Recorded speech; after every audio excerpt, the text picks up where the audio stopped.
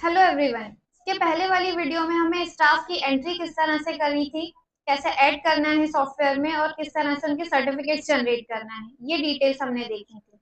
अब एंट्री होने के बाद स्टाफ की उनकी सैलरी आपको कैसे बनानी है।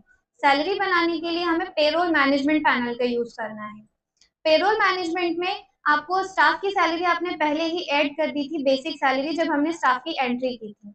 बस यहाँ सिंपली आपको सैलरी जनरेट ऑप्शन पर आना है। सैलरी जनरेट ऑप्शन पर आने के बाद आपको डेट सेलेक्ट करनी है कि आपको किस मंथ की सैलरी जनरेट करना है। तो सैलरी के लिए मैं यहाँ पर मंथ सेलेक्ट कर लेती हूँ। यहाँ पर अभी 1 अप्रैल पूरा अप्रैल मंथ सेलेक्ट है। अब यहाँ हमें अप्रैल मंथ की सैलरी बनानी है। सैलरी बनाने के दो मेथड आपके पास रहेंगे, वर्किंग डेज और मंथ डेज। ये आपके ऊपर डिपेंड करता है कि आपका सैलरी देने का फॉर्मेट क्या है। अगर आप वर्किंग डेज के अकॉर्डिंग सैलरी देते हैं तो हम यहाँ वर्किंग डेज सिलेक्ट करेंगे। जितने दिन स्कूल लग रहा है उसमें आपके संडे और हॉलीडेज डिडक्ट होने के बाद जो भी वर्किंग डेज होते हैं उनके बेसिस पर सैलरी बनती है। और अगर आप मंथ डेज के अकॉर्डिंग सैलरी बनाते हैं तो जितने भी आपके संडेज हॉलीडे और मंथ में जितने डेज होंगे 30, 31, 28 उनके बेसिस पर सैलरी बनेगी। मैंने यहाँ पर अगर वर्किंग डेज लिया है तो वर्किंग डेज आपके जितने होंगे वो यहाँ पर शो होंगे। अभी मैंने यहाँ पर अटेंडेंस नहीं ली है स्टाफ की और इसमें कोई भी हॉलीडे ऐड नहीं किए हैं तो वर्किंग डेज आपके 30 शो हो रहे हैं। अब अगर आप इसमें हॉलीडे ऐड कर देंगे और अटेंडेंस प्रॉपर स्टाफ की लेंगे तो यहाँ पर उसके अकॉर्डिंग वर्किंग डेज कैलकुलेट होकर आ जाएंगे। यहाँ जैसे ही मैंने स्टाफ को सिलेक्ट किया है तो उनकी बेसिक सैलरी जो है वो शो होगी। पहले मैं यहाँ पर स्टाफ को सिलेक्ट कर लेती हूँ। सपोज मैंने इस स्टाफ को सिलेक्ट किया और गेट सैलरी किया। जैसे ही मैंने स्टाफ को सिलेक्ट किया तो इनकी जो सैलरी मैंने यहाँ फिल की थी वो सैलरी मेंशन हो गई है। अगर आपने इनकी अटेंडेंस ली है तो यहाँ पर अटेंडेंस शो होगी और आपने अगर इनकी लीव कोई अप्लाई करी है इस स्टाफ ने तो यहाँ पर लीव डिडक्ट होकर आ जाएगी। सैलरी डेज जो इनके कैलकुलेट हो रहे हैं वो 26 कैलकुलेट हो रहे हैं। पर डे की सैलरी आपको शो होगी कि इनकी पर डे की सैलरी कितनी बन रही है। बस आपको चेक करना है और यहाँ पर पेमेंट मोड सेलेक्ट करना है कि आप इन्हें सैलरी किस मेथड के थ्रू दे रहे हैं। मैंने यहाँ कैश पेमेंट सेलेक्ट किया है। सैलरी जनरेटेड डेट टुडे की डिफॉल्ट में रहेगी और अगर आपको किसी बैक डेट में देना है तो वो आप आपके अकॉर्डिंग सेट कर लीजिए। सिंपली मुझे यहाँ पर करना है सबमिट। जैसे ही मैंने यहाँ सबमिट किया तो इस एम्प्लॉय की सैलरी जनरेट हो गई है। सैलरी स्लिप अगर आप इन्हें देना चाहते हैं तो प्रिंट ऑप्शन पर क्लिक करेंगे, यहाँ सैलरी की आपकी प्रॉपर रिसिप्ट जनरेट हो गई है। अब ये इंडिविजुअल स्टाफ की सैलरी जनरेट करने का ऑप्शन था। अगर आप एक एक स्टाफ की सैलरी जनरेट करते हैं तो सैलरी जनरेट ऑप्शन से करेंगे।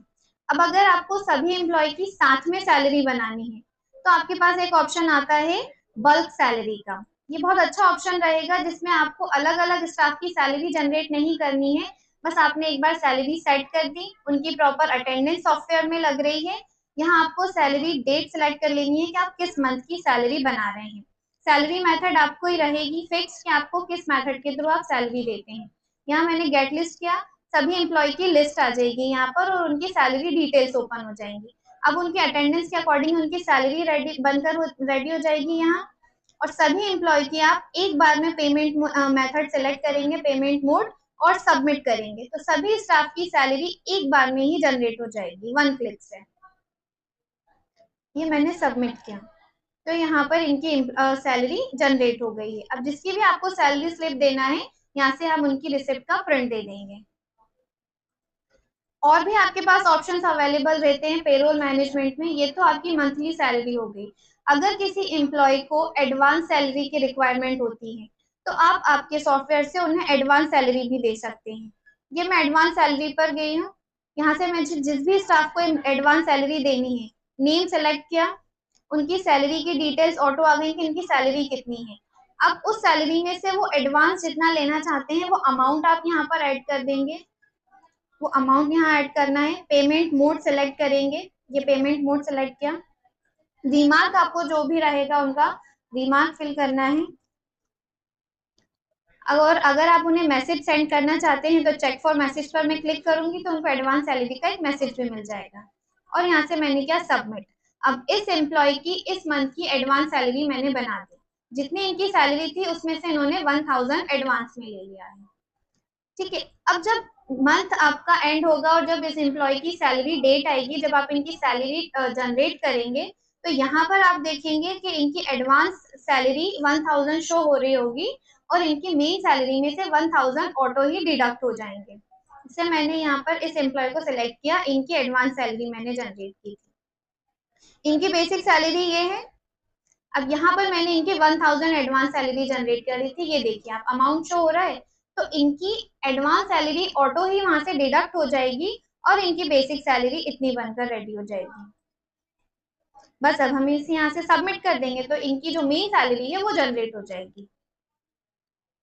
ये एडवांस सैलरी का प्रोसेस रहेगा। इसके अलावा अगर कोई एम्प्लॉय लोन के लिए अप्लाई करता है आपके यहाँ, उसे एडवांस सैलरी नहीं लेनी है, उसे अपनी सैलरी से ज्यादा कुछ अमाउंट लेना है, तो वो यहाँ से लोन भी ले सकते हैं।